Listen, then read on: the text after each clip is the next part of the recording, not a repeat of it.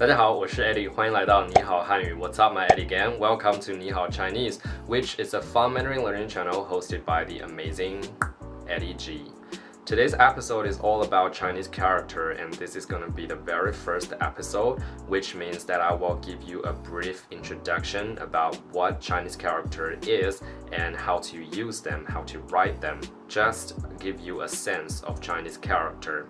It's not going to be a lesson in depth because I will make more episodes in the future. Let's just learn it step by step. First of all, you have to understand the Chinese language system. We have two different systems. One is the pinyin system, which helps you to read. The other one is the Chinese character, that is the written system. And when you see the character, you know the meaning of it. A lot of you guys might be intimidated by how hard and complicated the Chinese characters are, right? But don't worry, if your purpose is just to open up your mouth and to have the survival level, then you can start with the reading part and you just need to learn pinyin but not the characters. However, I think Chinese characters are so beautiful, are so elegant. It is just a beautiful invention created by our smart, intelligent Chinese ancient ancestors. So if you are interested, I strongly suggest at some point of your Chinese learning process, you still need to learn Chinese characters. If you come to China and you don't know how to write Chinese characters, maybe you still can survive. But how about you don't recognize Chinese characters? That's gonna be a problem. Let's say if you want to find food, you're so hungry, and then all the restaurant signs are gonna be written in Chinese characters but not pinyin, then you're gonna be stupid. There are two different types of Chinese characters. One is called simplified characters, the other one is traditional characters. Some of you guys might already know that in mainland China, we use the simplified Chinese characters. On the other hand, people from Taiwan and Hong Kong or Macau, they use traditional characters. The interesting part is even mainlanders use simplified characters and Taiwanese use traditional characters. We still read in almost the same way. However, in Hong Kong, people also write traditional characters. They read characters in a different way. That's because they don't speak Mandarin. You guys are learning Mandarin with amazing teacher Eddie because I don't know how to speak Cantonese almost at all. Well, people from Hong Kong and Guangdong, they speak Cantonese. I actually know how to write traditional characters, well, only a few of them. I mean, I have no problem, almost have no problem reading traditional characters. That means if I go to Hong Kong or Taiwan, I can pretty much survive and I have no problem with reading traditional characters. However, if you want me to write them, I can only write a few. Let's just use my name as one example. In Chinese character, my name would be written like this, okay? And how to read them? This is GU, and with the fourth tone, Gu. Gu is my family name.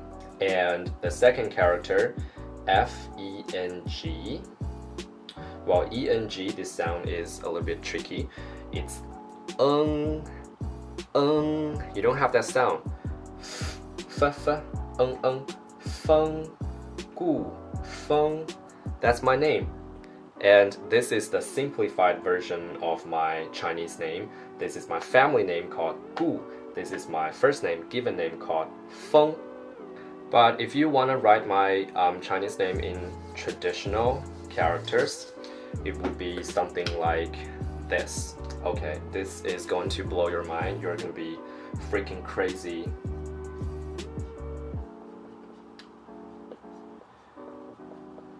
Look, this is Gu. And this is my first name, given name, Feng.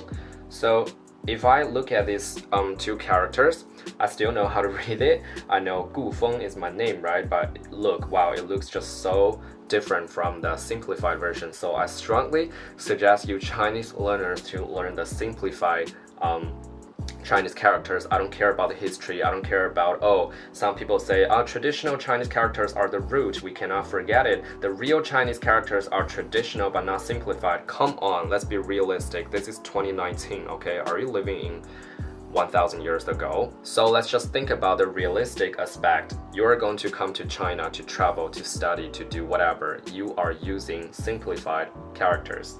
Okay, let me just erase this. Speaking of Chinese characters, you need to know strokes. That's how we write different characters. Well, I look it up on the internet and I know that strokes are so difficult and there are so many of them. And I have thought about it. In order to not intimidate you guys, to scare you guys away from the beautiful Chinese characters, I just want to make it as simple as possible, because you know that Teacher Eddie is always making things simple and easy and fun, right? Because I'm cute. Okay, now let me give you some details about how to write different strokes. The first stroke you need to remember is horizontal. So let's write horizontal stroke. Horizontal, horizontal, horizontal. Very simple. So you write from the left to the right like this. And actually, this stroke itself is a Chinese character that is number 1. So you say E, E, E is number 1, and it's only one stroke, and from left to the right, E, E, E. But the terminology is called horizontal stroke. Horizontal, horizontal, horizontal. Next one is called vertical. Vertical, vertical, vertical. How to memorize these strokes deeply in your mind? Just repeat, okay? I think there is no shortcut of memorizing them. Just write, and then memorizing. And also you speak the name out. Vertical, vertical, vertical, right? Next one is called the rising stroke. Rising, like race. Rising, rising, rising. The reason why I call it rising stroke is you kind of start from the bottom to the top, so you raise it. Rising, rising, rising. I hope you guys think it's vivid enough to describe this stroke, okay? I don't care what other people teaches you. I don't care what the internet says about the terminology of this stroke, the name of it. I just call it rising, rising, rising stroke from the bottom to the top. And then we have the falling stroke, of course. Falling, falling, falling, falling, falling, falling, falling. There are 2 different kinds of falling strokes. This is number 1. You fall like this, right? However, we can fall like this. Falling, falling, falling, falling, falling. Because it is from the top to the bottom here, anyway, it's falling. That's why I'll call falling number 1, falling number 2. Okay, let me erase it.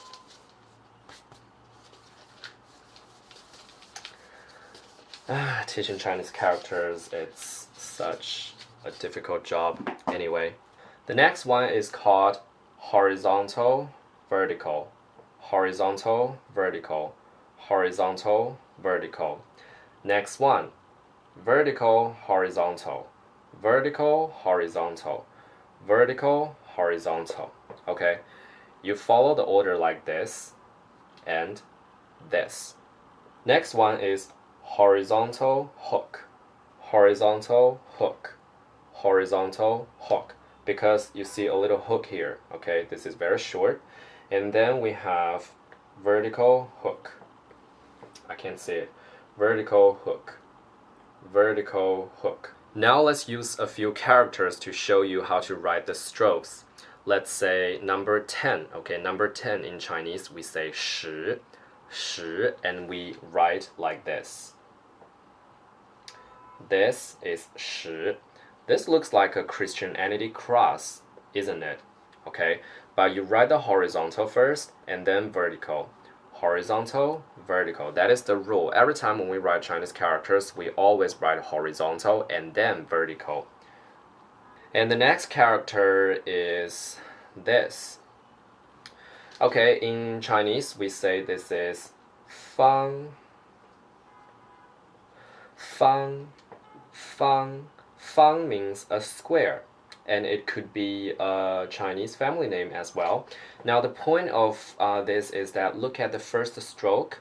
The first stroke, how did I teach you guys? It is called a falling stroke. Falling. Do you see it is falling and it's very short? Okay, falling. So falling stroke, horizontal comes the second, and then you have a falling stroke again, but this falling stroke is really long, okay? It is not vertical because vertical is straight. Oh, sorry. It is straight like this. But this one is a little curly. This one is called a falling stroke. And then horizontal, vertical, hook. Yeah, actually I missed one. We have horizontal, vertical, hook. Horizontal, vertical, hook. This is another stroke. The next character is bing. Bing. Okay, what is bing? Bing, that means ice. Okay, and the pinyin is B-I-N-G with the first tone, bing. Bing means ice. So now let's talk about how to write a stroke. This is falling stroke, and rising stroke, falling stroke, rising stroke, and then vertical hook, and then horizontal falling. Okay, horizontal falling. Don't break at this point because this is actually one stroke.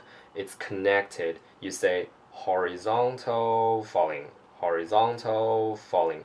But here, falling first, falling, and then you have to break it here.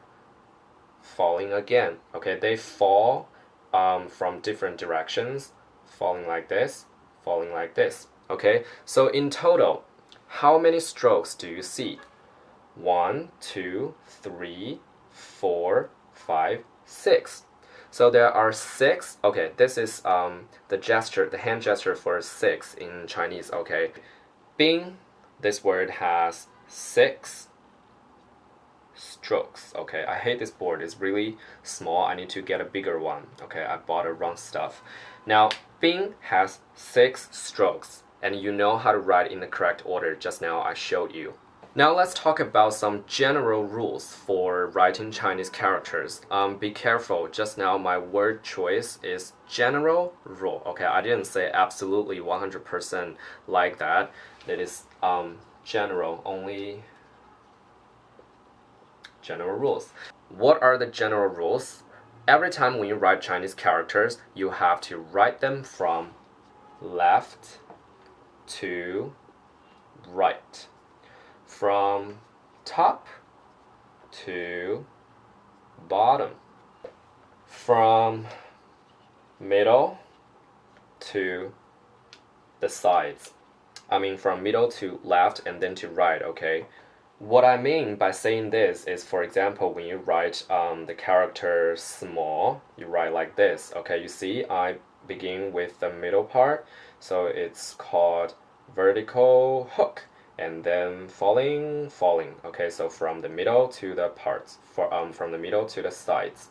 This character actually is small, and in Chinese, and this character is called small. Just so you know, the pronunciation is 小. 小, 小, that means small. Okay, the next rule is from outside to inside. Lastly, from horizontal to vertical. Okay, so please guys remember these simple and general rules when you write Chinese characters. Okay guys, at the end of the video, let's practice a Chinese phrase which is called hello, ni hao, and let's see how I am going to write ni hao, this phrase, and is it following the rules I just told you guys. Let's take a look. So the first character is ni, that means you, and the second character is hao, that means good, you good, ni hao. Now first, we have to know how many strokes do these characters have. I think that is also important. The first character has 7 strokes. Let me show you. 1, 2, 3, 4, 5, 6, 7. And the second character has 6 strokes. 1, 2, 3, 4, 5, 6. If you guys look very closely, you can see here it's unconnected. I just cut it. It's not connected, so this is 1 stroke. How do you call this stroke? Let's try to review. This is horizontal hook, horizontal hook, or you can say horizontal falling, okay? Because this part is a little long, so if you want to say it's falling, it's fine. Horizontal falling, and then this is called vertical hook. Vertical hook, okay? These are 2 different ones. Now let's see how to break down ni, this character. Now when you look at it, you can see obviously if I do this, you will see the left part and the right part, yes? So we write the left part first. And do you guys remember the rule? I said that always from the top, from the top to the bottom, okay? What is the top? What is the bottom? Of course, this is a little bit higher. It is a little taller. So this is the top. So you write this thing first. This is called falling. Falling first and then vertical. Okay? Falling, vertical. This is how you write. And actually, this stroke combination, it means people. Because you is a person. So next time if you see this stroke combination together, the Chinese character must be related, I mean at least 90% related to human being or person. And now let's learn how to write the right part. The right part looks like this, right? Do you guys like my handwriting? And if so in daily life, if I write characters, I don't write it slowly like this, so I kind of do it in a calligraphy way. Not exactly the calligraphy way, but I mean I write it really fast, so for me I will write it like this. Look closely.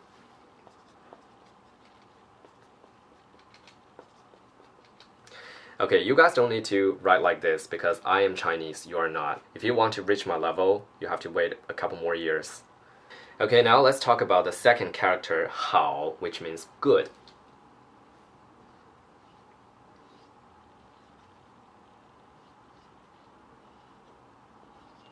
Okay, this is good.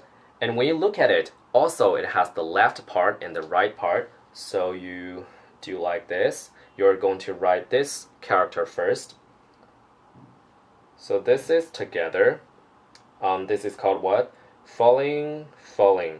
But don't cut it here, okay? Because they're connected. Falling, falling. And this is 1 stroke. The second stroke is falling again. And then horizontal. Actually, this is a character. It means woman. And the pronunciation of it is 女. 女. 女 means a woman or a girl. And then let's look at this. Do you remember I told you from top to the bottom? Of course, this is the top part. So you write horizontal hook. Horizontal hook. And then you cut it. This is not connected, okay? And you write vertical hook. Vertical hook. And finally, you write horizontal here. Okay? So this is how you write hao, this character. But actually, I am Chinese. I am not a Chinese learner anymore. When I write this character, I kind of connect this stroke and this stroke because it just make me use less effort and I can write it faster. So I can't bother to, to cut the 2 strokes and I just connect them together. Well, if I want to write it really fast, I would write it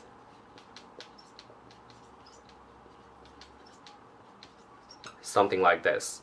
That's how I write how. There's another interesting story that I want to share about this character. You notice this character right here means woman, and this character right here actually means a son, okay? If you have a boy, have a son, then you can say 子, yeah, 子. So why, when you connect woman and son together, it means good?